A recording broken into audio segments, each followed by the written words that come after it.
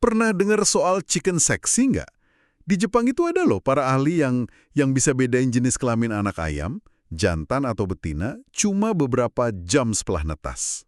Oh, iya pernah dengar. Yang akurasinya tinggi banget itu kan? Iya, gila akurasinya. Bisa 98%. Bahkan ada rekor itu sampai 100% buat ribuan anak ayam dalam sejam. Kayak punya kekuatan super gitu ya. Nah, tapi yang bikin makin aneh atau menarik ya, mereka sendiri tuh nggak bisa jelasin gimana persisnya mereka tahu. Beneran, nggak ada ciri fisiknya gitu. Nggak ada satu ciri fisik yang jelas gitu yang bisa ditunjuk, oh ini nih bedanya. Beda banget sama cara kita biasanya belajar kan. Misal bedain burung dari warna bulu atau bentuk paru, itu kan jelas ada fiturnya. Betul, betul. Selalu ada sesuatu yang bisa diajarkan. Nah, ini jadi pertanyaan kan, kok bisa kita tahu sesuatu, akurat lagi, tapi nggak bisa jelasin kenapa atau gimana caranya? Pertanyaan ini nih yang bawa kita ke inti pembahasan kita kali ini. Soal munculnya model-model baru, terutama di AI, Artificial Intelligence, sama Machine Learning, ML. Model-model yang kerjanya efektif banget, tapi ya itu, sering jadi misteri. Kayak kotak hitam. Persis. Sumber kita kali ini bab 2, judulnya Inexplicable Models, dari buku Everyday Chaos karya David Weinberger. Kita coba deh, yuk pahami bareng pergeseran ini. Pergeseran dari model yang kita bikin dan kita ngerti, ke model yang dibikin mesin, yang kompleks, dan kadang mak terjelaskan. Dan apa ya, dampaknya buat anggapan kita selama ini, kalau manusia itu spesial karena bisa memahami alam semesta. Oke, mari kita telusuri lebih dalam materi ini. Sip. Pertama, mungkin penting ya bedain dulu antara dua jenis model. Ada model konseptual, ada model kerja. Oke, gimana tuh bedanya? Kita pakai contoh gampang aja deh. Ngenalin tulisan tangan angka 8. Kalau cara tradisional, kita mulai dari model konseptual. Kita punya ide dulu, oh angka 8 itu kayak dua lingkaran ditumpuk. Oke, konsepnya jelas. Nah, terus kita program aturan ini ke komputer. Jadilah model kerja. Komputer ngenalin 8 ya berdasarkan aturan yang kita kasih tadi. Masuk akal. Konsep dulu, baru program kerja. Terus kalau machine learning? Nah, machine learning ini seringnya kebalik. Kita nggak ngasih aturan spesifik kayak dua lingkaran. Kita cuma tunjukin aja ribuan contoh tulisan 8 ke sistem ML-nya. Oh, dikasih contoh yang banyak gitu ya? Iya, sistemnya nanti analisis sendiri pola-pola piksel atau titik-titik di gambar itu, terus belajar sendiri cara ngenalinnya. Hasilnya ya model kerja yang efektif banget, bisa kenal macam-macam tulisan 8. Tapi seringkali sistem ML ini nggak punya model konseptual soal lingkaran kayak kita. Dia tahu apa itu 8 dari polanya, tapi nggak tahu kenapa dalam arti konsep kita gitu. Kayak para ahli chicken sexing tadi dong. Mereka punya model kerja di kepala mereka. Mungkin dari pengalaman lihat ribuan ayam, tapi nggak ada model konseptual yang jelas. Tepat sekali, mereka bisa, tapi nggak bisa jelasin detailnya. Nah, machine learning, apalagi yang canggih kayak deep learning, dengan jaringan syaraf tiruan yang berlapis-lapis itu, Yang kompleks banget itu ya? iya, itu membawa fenomena tahu tanpa bisa menjelaskan ini jadi skala yang masif. Contohnya kayak sistem AI Deep Patient. Deep Patient itu buat apa? Dia analisis data dari ratusan ribu catatan medis pasien. Terus dia bisa prediksi risiko penyakit, misalnya skizofrenia, yang mana itu sulit banget buat dokter manusia, dengan akurasi yang tinggi. Wow, tapi pasti ada tapinya lagi kan? Ya, itu dia. Masalahnya, si deep patient ini nggak bisa ngasih tahu kenapa dia bikin prediksi itu. Cuma ngasih hasil aja. Waduh, ini pasti jadi dilema besar ya buat dokter sama pasiennya. Mau percaya sama kotak hitam yang akurat atau gimana? Bener sekali. Dilema ini kan jadi nantang asumsi dasar kita. Kalau mesin bisa tahu, dalam arti prediksi akurat ya, tanpa memahami kayak kita, terus apa dong artinya jadi manusia? Apa pemahaman yang kita banggain itu satu-satunya cara buat dapat pengetahuan efektif? Ini pertanyaan gede yang diangkat Weinberger. Iya juga ya. Sebelum kita makin jauh ke AI yang rumit ini, mungkin kita lihat bentar model-model yang lebih lawas, yang emang dibikin biar kita paham. Iya, boleh. Itu kontras yang bagus. Dulu kan emang tujuan utama bikin model ya biar dunia bisa dipahami manusia. Contohnya model fisik kuno kayak Armillary Sphere itu yang coba gambarin alam semesta versi Ptolemaic. Yang bumi di pusat itu ya? Walau sekarang kita tahu salah. Tapi dulu itu model yang bisa dipahami. Betul. Atau yang lebih canggih dikit, mesin pasang surutnya Lord Kelvin di abad ke-19. Ini menarik nih, mesinnya pakai konsep fiktif, kayak ada matahari sama bulan imajiner gitu, tapi bisa prediksi pasang surut lumayan akurat pada masanya. Jadi model kerjanya bagus, walau konsepnya nggak nyata. Iya. Terus ada juga contoh spreadsheet yang tadi Anda sebut. Itu kan model bisnis yang jelas banget. Kita masukin rumus, kita bisa main gimana kalau, kita paham logikanya. Jelas banget itu mah. Tapi ada satu contoh model fisik dari era sebelum ML yang relevan banget nih, model cekungan sungai Mississippi. Ini model fisik gede banget yang dibuat US Army Corps of Engineers buat pelajarin banjir. Oh, model fisik beneran. Skala besar. Iya dan akurat banget. Nah, poin pentingnya, kata Weinberger, model ini kerja bagus bukan karena insinyurnya paham semua detail rumit dinamika fluida di dalamnya. Mereka bangun sesuai skala, terus ya udah biarin hukum fisika bekerja di model itu sendiri. Wah, menarik. Jadi akurasinya justru datang karena nggak dibatasi pemahaman kita yang mungkin menyederhanakan ya? Bisa dibilang gitu. Justru karena nggak disederhanain biar gampang dipahami manusia, dia jadi lebih akurat ngikutin realitas fisikanya. Ini kayak jembatan gitu ya ke era machine learning. Oke. Jadi bahkan sebelum AI pun udah ada ya. Contoh di mana model kerja efektif nggak harus sepenuhnya kita pahami konsepnya. Nah, sekarang kita masuk ke era ML ini. Persis. Sekarang kita ke era di mana model yang nggak bisa dijelasin ini jadi makin umum dan makin kuat.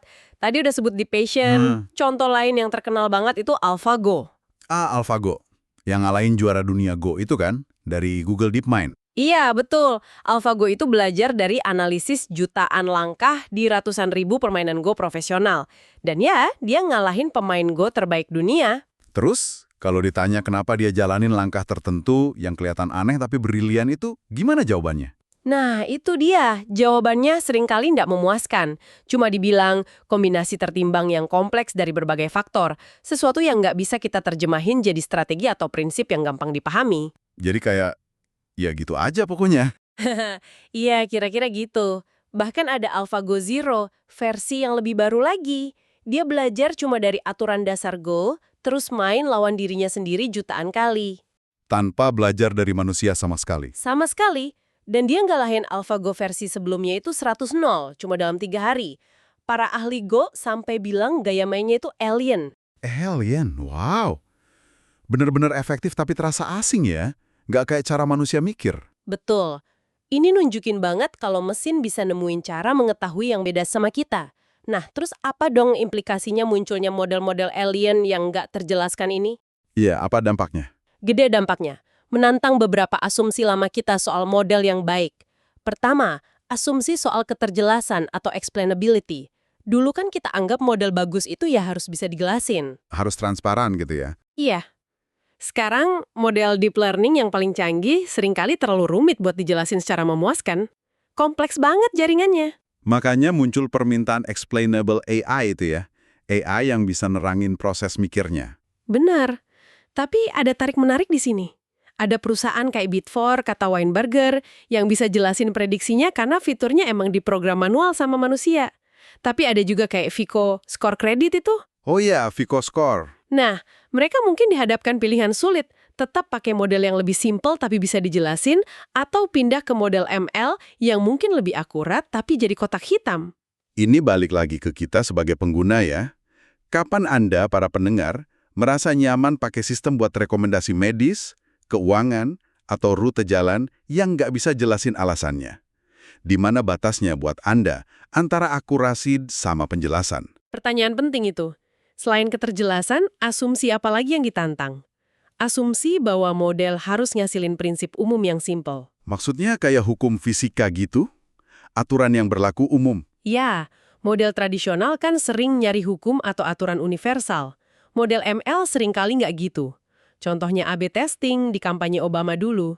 Mereka nemu kombinasi tombol Learn More sama foto tertentu itu ningkatin pendaftaran banget. Tapi nggak tahu kenapa persisnya. Nggak tahu persis kenapa, tapi datanya jelas nunjukin itu berhasil.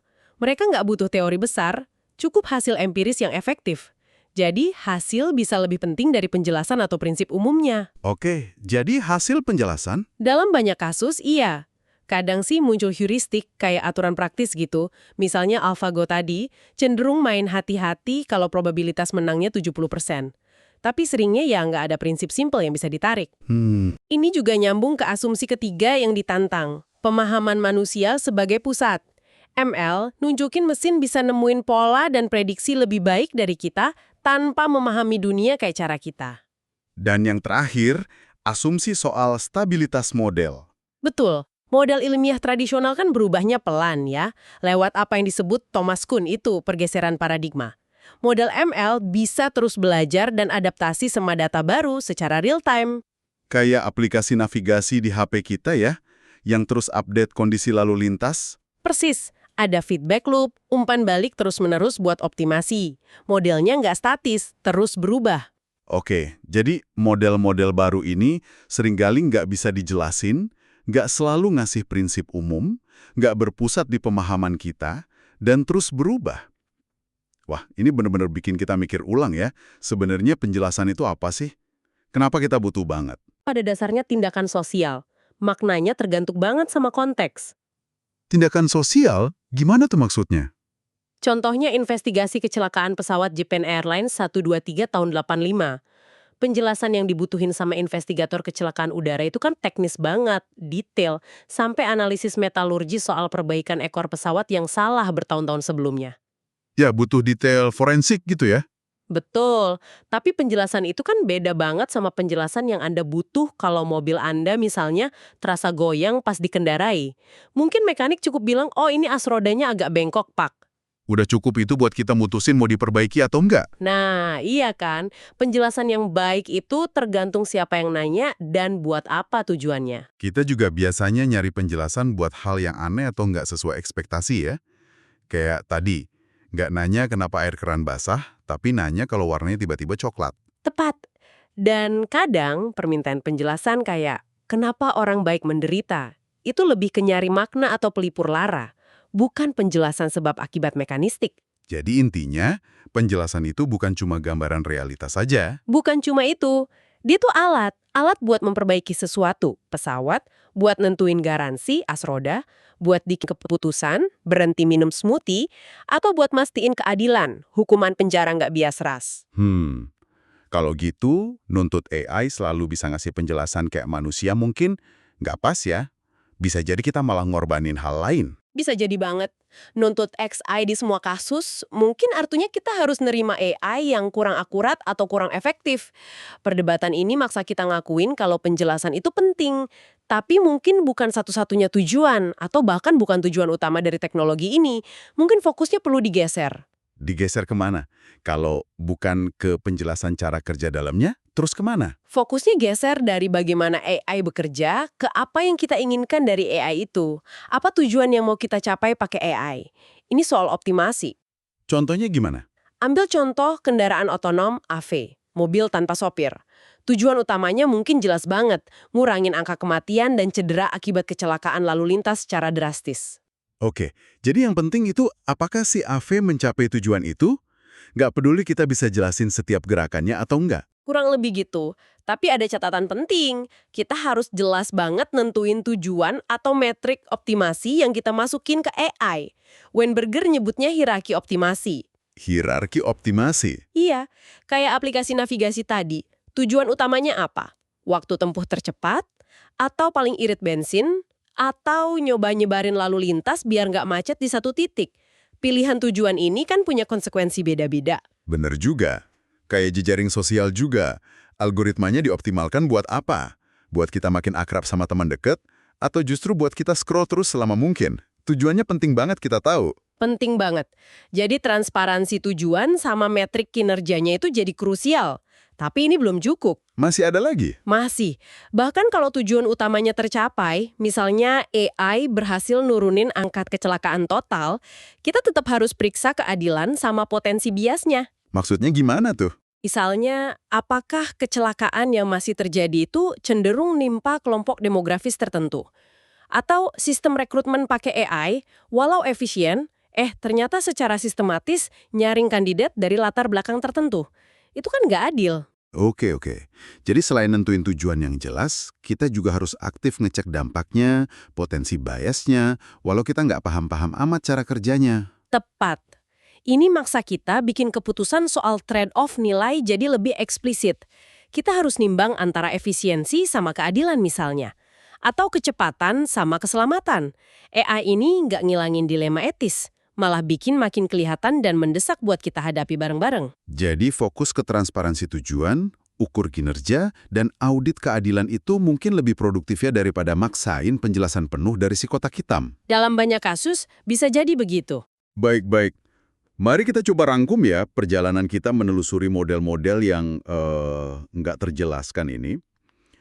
Kita lihat gimana teknologi baru, terutama ML, itu bikin sistem yang bisa tahu atau prediksi dengan bagus banget, tapi caranya sering di luar pemahaman kita. Iya, model-model kotak hitam ini kayaknya mengguncang asumsi lama kita ya, soal pentingnya penjelasan alam manusia, dan soal gagasan kalau pemahaman kita lah kunci keunggulan.